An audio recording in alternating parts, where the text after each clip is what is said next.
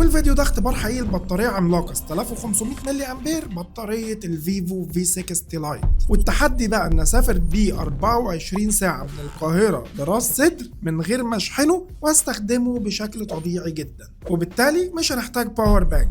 هنبدأ الرحلة لسينا وتحديدا مدينة راس سدر، والبطارية 100%. وأول حاجة هنختبر بيها البطارية هي جوجل مابس، وطبيعي هستخدم الجي بي اس رايح جاي مش أقل من 6 ساعات متواصلين، وده فعلا اللي حصل. وعايز أقولك ملحوظة مهمة، إن ال100% قعدت معايا كتير جدا، والبطارية ما بتنزلش بسهولة خالص. ناخد بقى اليوم من أوله، طالما بحر يبقى نستخدم الكاميرا، وهناخد شوية صور وفيديوهات جامدة بكاميراته، وعشان الذكريات الحلوة بتكون أجمل لو متصورة بكاميرات جامدة. اتصورت كتير قوي كمان. قلت العب بقى واتقل بموبايل ليجندز على اعلى اعدادات، ساعه الا ربع بحالهم يا صديقي، وبرضه البطاريه صامده. وبعد ده كله ببص في الموبايل ما نزلش حتى 25%، وجي وقت الرجوع وما زال الموبايل 60% بعد حوالي 18 ساعه نت ومكالمات وجوجل مابس والعاب وتصوير. وحتى لو فصل شحن انا مش شايل هم، لان الشاحن اللي معاه 90 واط. رجعت بالفيفو في 60 لايت مليان ذكريات، والبطاريه 43%،